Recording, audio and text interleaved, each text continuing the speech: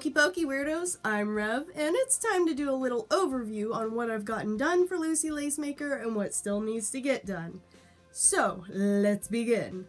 On the fursuit body, she is almost done. What we still need from top to bottom is... we've got this one sleeve that still needs to happen. I did that one.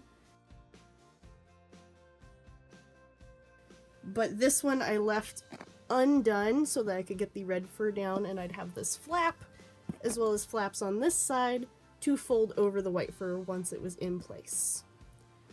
Also, the boots are not quite done. We've got a hole right here, so I gotta fill that in.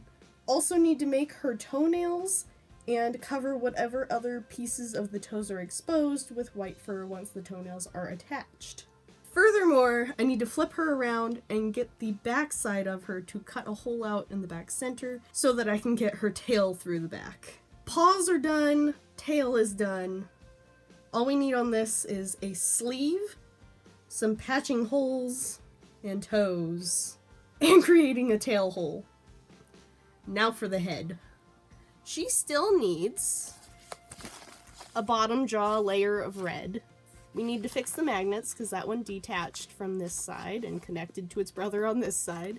I need to make the tongue, and I've decided I want to make EVA foam teeth instead of the sewn vinyl teeth because the sewn vinyl teeth were simply too chunky for how needly her teeth are. Then I'll need to put her gums in and her lips. Also, I have material to make whiskers for her. I'm not sure if I'll enjoy the whiskers once they're on, but it's worth a try. And that is what we have for Lucy thus far. I greatly appreciate you spending your time here with me. Hopefully my next Lucy video will be of her completely done.